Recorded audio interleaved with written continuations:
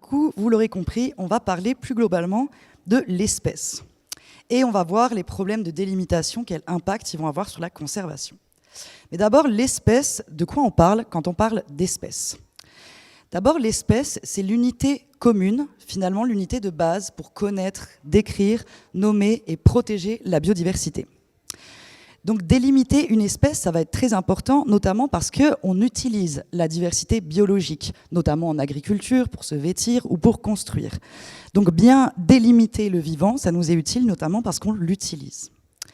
Donc qu'est-ce que ça va être finalement, délimiter une espèce?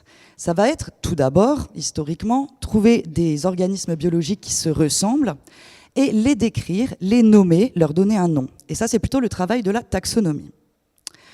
Ensuite, avec le développement notamment de la biologie moderne, mais aussi de l'écologie et différentes sciences, on va non plus seulement décrire ou nommer des espèces du point de vue morphologique, mais aussi essayer de comprendre quelles sont les relations entre ces différents organismes nommés. Et ça, c'est plutôt le travail des sciences évolutives. Une fois qu'on a bien délimité, nommé, décrit une espèce, on va aussi pouvoir évaluer l'état de ses populations et peut-être donner des statuts de protection. Et ça, c'est plutôt le travail donc, de la conservation. Donc l'espèce, ça va être un peu l'unité de base pour tous ces domaines. Et délimiter une espèce, on sait à quoi ça sert et on sait à peu près ce que c'est. Mais est-ce qu'on sait définir une espèce ? Eh bien, Darwin lui-même a échoué à proposer une définition claire et stable. De base, on les décrit plutôt donc, sur la base de critères morphologiques. L'espèce, c'est ce qui se ressemble et qui s'assemble. Avec le développement de la biologie moderne, de nouvelles définitions vont être proposées, basées sur d'autres critères, comme l'isolement reproductif ou l'écologie. Avec le développement de la génétique, des premières méthodes de séquençage, donc le séquençage PCR, puis plus récemment avec le développement de la génomique, de nouvelles définitions d'espèces vont être proposées, maintenant plutôt basées sur des critères génétiques ou phylogénétiques. D'accord, beaucoup de définitions, sauf que des fois, elles ne sont pas toutes concordantes entre elles. Par exemple, on pourrait avoir deux organismes génétiquement distincts, mais qui partagent le même milieu et ont la même morphologie. Ou inversement, des organismes génétiquement similaires, mais qui n'ont pas du tout le même milieu, par exemple. Donc c'est pourquoi Kevin De Queiroz a proposé en 2007 la définition unifiée de l'espèce. Et il va en fait réconcilier l'ensemble de ces définitions autour d'un même socle commun. Les espèces, ce sont des lignées de métapopulations, d'ensemble de populations, évoluant indépendamment les unes des autres. Et en fait, tous ces critères, ce ne sont qu'autant de lignes de preuve de l'indépendance des lignées, donc de preuve de la spéciation achevée. Or, notre compréhension de la spéciation, elle a beaucoup évolué ces dernières années, notamment avec le développement de la génomique. Donc, Eric nous en a déjà un peu parlé. Le développement de la génomique, ça nous permet plus seulement d'avoir accès à quelques traits morphologiques, à l'écologie ou à l'histoire de quelques gènes d'un organisme, mais il nous permet d'accéder à l'ensemble de toutes les histoires évolutives portées par tous les gènes d'un génome. Et en fait, cette révolution, elle nous a permis de découvrir qu'il y a des phénomènes complexes qui vont former, qui vont finalement diriger la spéciation, des phénomènes complexes qui, en fait, qui sont beaucoup plus fréquents que ce que l'on ne pensait initialement.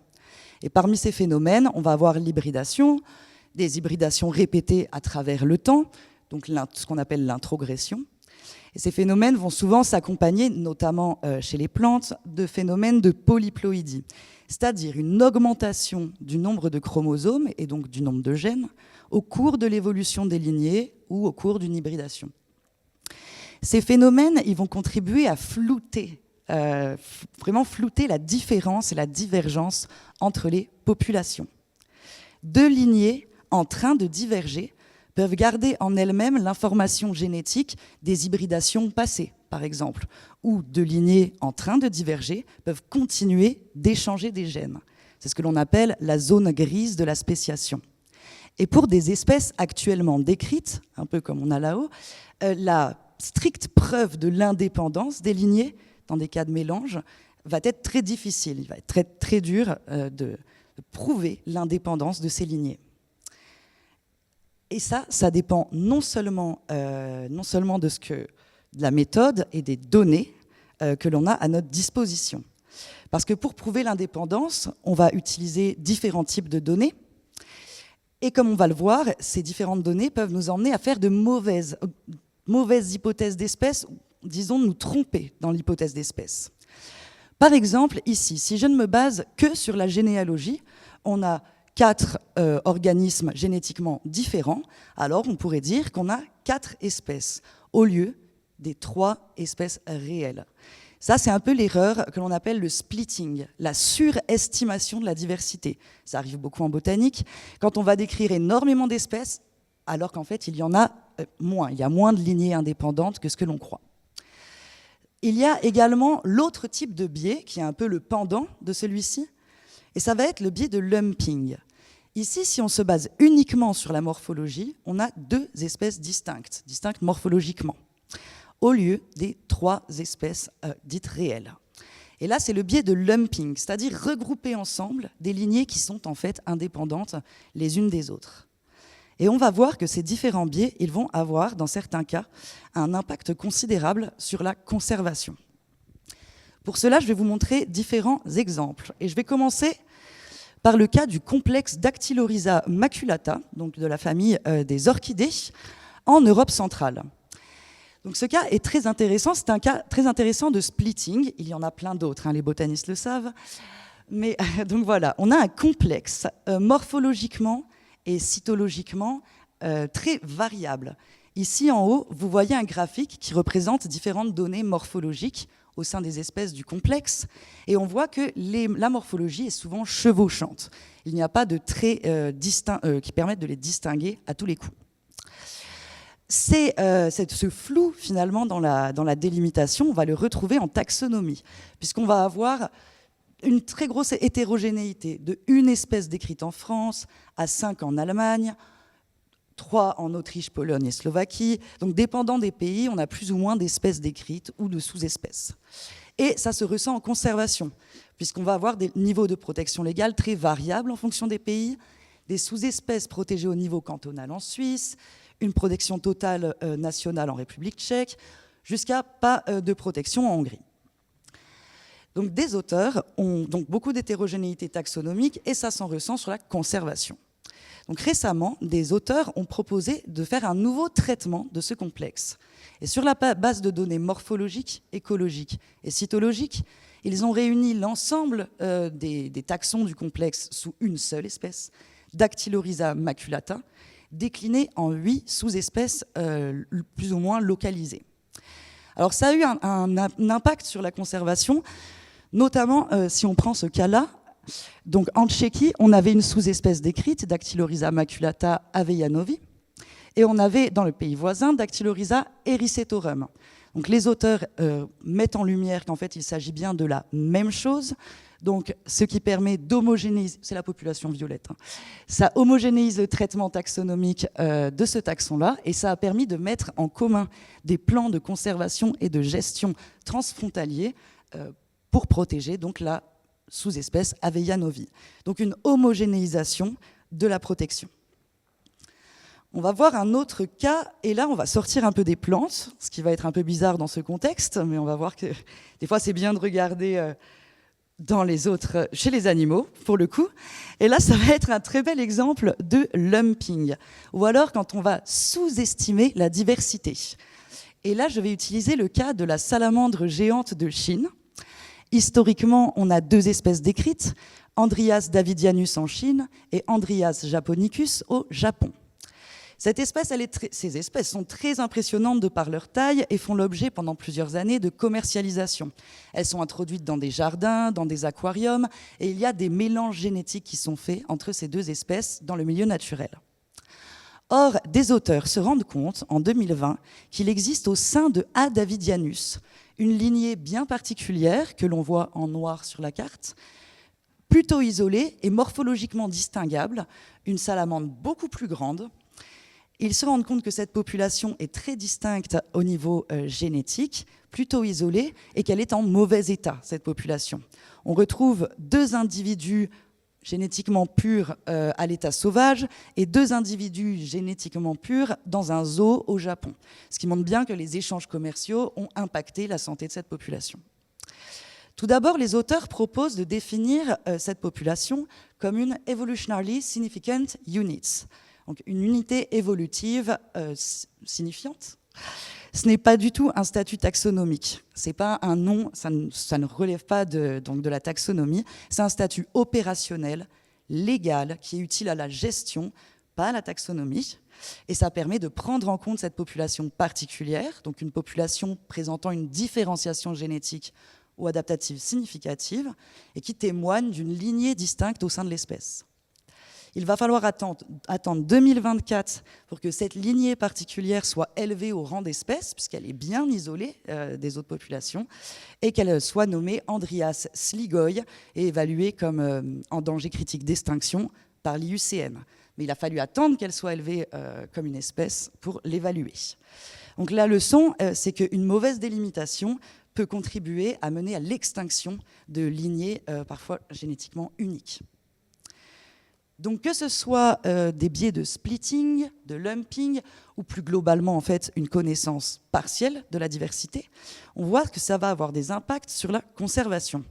Et la stratégie qui est souvent adoptée par les auteurs, notamment dans mes deux exemples, c'est de venir décrire des unités infraspécifiques.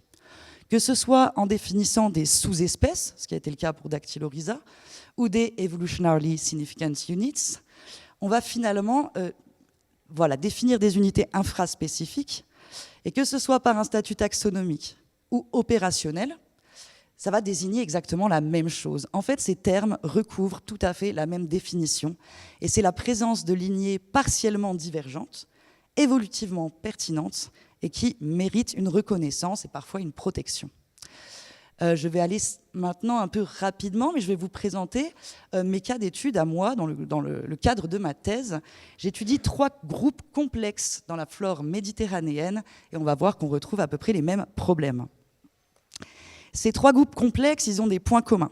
Déjà, ce sont des genres très riches en espèces, plus de 100 espèces décrites en Méditerranée, avec le centre de diversité en Méditerranée, de nombreuses endémiques, souvent protégées. Mais il y a, au sein de ces 3 genres, de nombreuses confusions taxonomiques. La morphologie ne nous permet pas, à tous les coups, de relier un individu à une espèce décrite. 2 minutes. Alors, je vais aller très vite. Mince, dommage. J'avais le cas notamment de Teucrium groupolium en Méditerranée, donc dans le parc national des Calanques. Dans l'aire du parc, on a une espèce endémique du Frioul, protégée à l'échelle nationale, Teucrium sous-espèce purpurescens, qui se distingue par ses couleurs pourpres. Et on retrouve des populations à l'entrée du parc national des Calanques d'individus tout à fait intermédiaires entre ce taxon protégé et d'autres espèces de Teucrium présents dans le parc. Ces populations d'origine hybride sont aujourd'hui considérées comme purpurescens et sont donc protégées. Or, qu'en est-il? Ce ne sont pas tout à fait des purpurescens, ce sont des populations d'origine hybride. Quel statut leur donner? On ne sait pas. Je vais aller très vite, du coup. J'étudie également le cas du genre Romulé en Méditerranée, ou un genre qui a évolué avec plein de phénomènes d'introgression, d'hybridation répétée, qui vont créer des difficultés à délimiter, créer une limite entre les taxons existants. C'est le cas notamment entre Romulea rechieni, présente en Sardaigne et en Corse, et Romulea florentii, endémique des îles d'Hyères. Les données génétiques nucléaires nous montrent qu'il est très difficile finalement de trouver une délimitation stricte entre les deux. C'est plutôt un gradient de diversité. Et donc, comment traiter Romulea florentii, qui est aujourd'hui protégée, considérée comme une espèce à part entière? La suite au prochain épisode. Je vais malheureusement pas parler des limoniums. Bon, vous pourrez m'en poser des questions plus tard. Mais donc finalement, nos problèmes dans la délimitation d'espèces, ils sont souvent liés au fait qu'on ne comprend pas le caractère dynamique des espèces, dynamique de l'espèce. L'espèce, la sous-espèce, ce ne sont que des étapes dans le continuum de la spéciation, des étapes visibles. Selon De Queiroz, une espèce est donc un ensemble de lignées de métapopulations. Et en fait, observer cet ensemble, ça demande souvent de prendre du recul et de considérer en fait, l'espèce est un objet biogéographique. Il faut souvent sortir des limites administratives, sortir de notre petit précaré pour comprendre cet ensemble qu'est l'espèce. Les lignées au sein des espèces peuvent être en cours de divergence. Ce sont des étapes intermédiaires à la spéciation, et c'est ce que l'on va en fait nommer des sous-espèces ou des ésus. Ce sont en fait des observations du processus de divergence à l'instant T, et ça s'observe à l'échelle des populations. Et c'est à cette échelle-là souvent que l'on peut agir. Donc voici ma proposition. L'espèce en tant qu'objet biogéographique qui est décliné en plein de populations, peut-être en cours de divergence. Et c'est au sein de ces populations qu'on va retrouver les ressources évolutives, les ressources adaptatives. Et donc protéger ces unités, c'est sauvegarder la variabilité adaptative et donc la capacité des populations à évoluer. Je vous remercie.